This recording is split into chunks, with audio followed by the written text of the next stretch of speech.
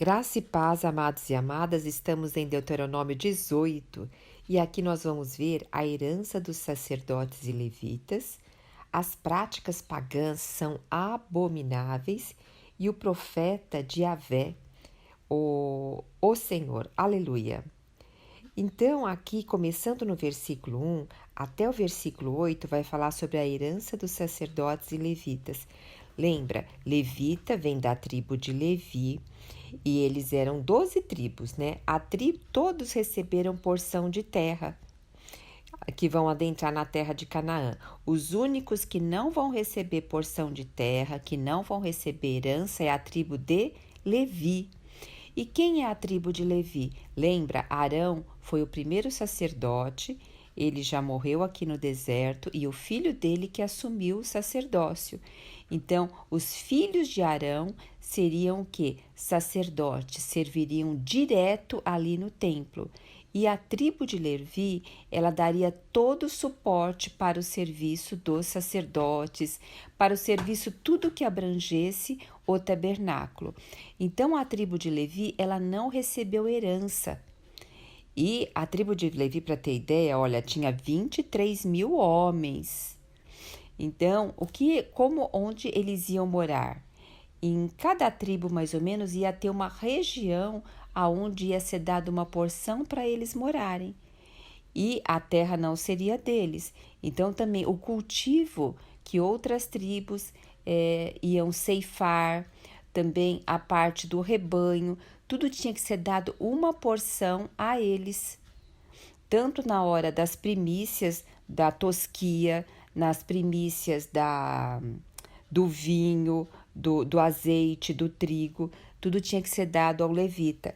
Olha, é viver por fé. Se o povo de Israel, eles iam adentrar numa terra aonde era uma terra que manava leite e mel, e tinha uma dependência de Deus, porque ali o Senhor tinha que mandar chuva no seu tempo, tudo. Os levitas tinham que depender mais ainda para que as outras tribos cumprissem o que o Senhor havia determinado. Então, eles teriam que ter fé que os outros iam cumprir o que o Senhor teria determinado. Você vê que sempre o Senhor está nos chamando a viver por fé. E a viver o quê? No agora, no presente. Por isso que o presente chama o presente, né? Só que para a gente viver o dia de hoje, que é o presente, a gente tem que desembrulhar esse presente e tomar posse dele. E amanhã saber que a gente vai ter um outro presente. Então, hoje o Senhor nos chama todo dia a crer e a viver pela fé, dando o nosso melhor no dia de hoje e louvando pelo melhor do dia de hoje. Assim eram os levitas.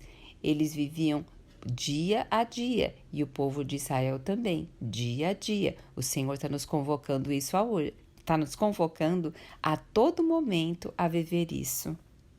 A partir do versículo 9 até o versículo 14, vai falar sobre práticas que o Senhor abominava e que nós vemos muito também hoje nos nossos dias.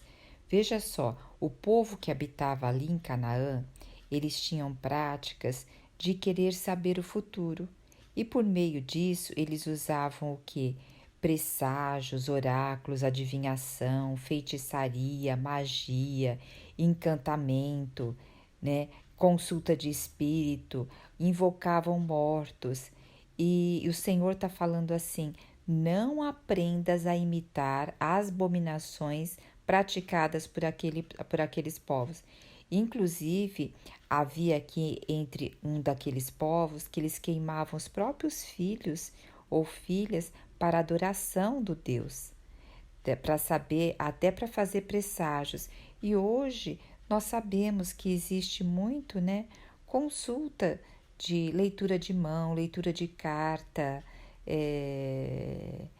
a gente sabe também horóscopo e outras coisas que eu desconheço, que deve ter bastante. E qual a intenção do homem ao querer saber isso? É tudo sobre respostas da sua vida e também sobre saber o que vai acontecer no futuro. E o Senhor diz que o futuro a Deus pertence e que é Ele que é o nosso Senhor. E que todos os nossos dias estão contados na presença dEle. E que Ele é nosso pastor e nada vai nos faltar. Então você vê que todas essas práticas que tem de adivinhação do futuro ou de curiosidade, que muitas vezes vai até por curiosidade, elas são contrárias ao que Deus tem para nós. Elas são contrárias à fé e elas são contrárias à palavra de Deus e a crer no Senhor e a descansar nele, que ele é nosso Pai e que ele está à frente de toda a nossa vida. A partir do versículo 15, Deus fala aqui por meio de Moisés que vai suscitar profetas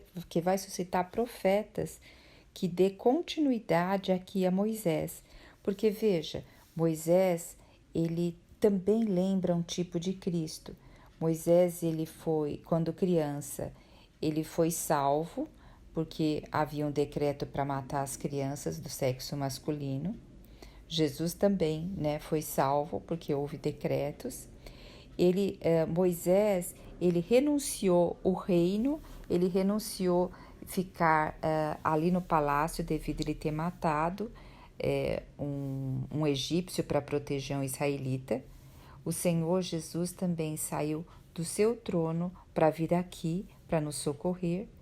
E Moisés tinha longos períodos junto ao Pai, falava com Deus face a face. Jesus tinha esse contato direto com o Pai. E Moisés foi aquele que tirou o povo do Egito e estava levando para a terra de Canaã. E o Senhor também foi esse que nos abriu um novo e vivo caminho. Então Moisés é um profeta que tipifica Cristo, são tudo tipos, entendeu?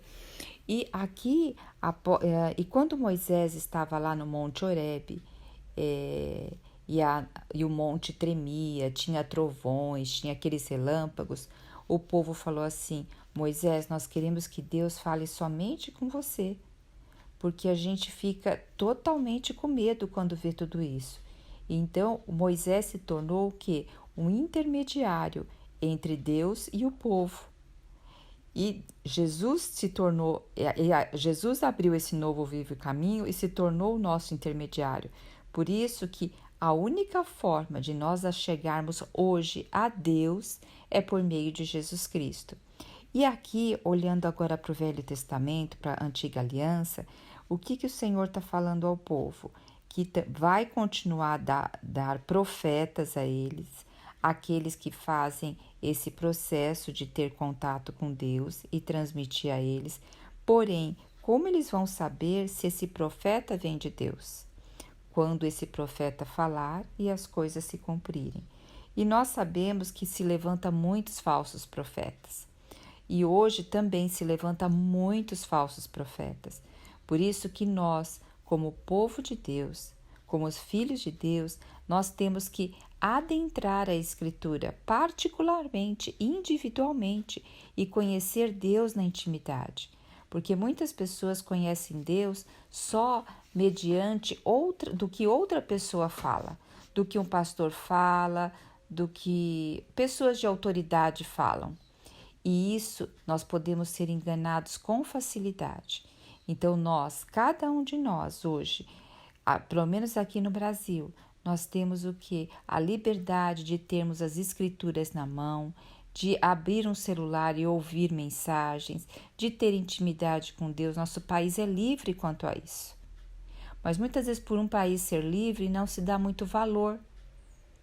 E a gente percebe que até países onde a palavra tem grande dificuldade de ter a liberdade, as pessoas muitas vezes são mais engajadas em conhecer e adentrar a palavra de Deus. Então vamos aproveitar o tempo que se chama hoje e aproveitar e ter intimidade com essa palavra e conhecer mais o nosso Senhor. Dessa forma, nós não vamos ser levados por qualquer vento de doutrina e nem por profetas falsos, e nem vamos buscar adivinhações, e nem vamos ficar inseguros quanto ao nosso futuro. Então, vamos adentrar naquilo que é eterno, nosso próprio Deus, né? Aleluia! Jesus Cristo é o nosso Senhor.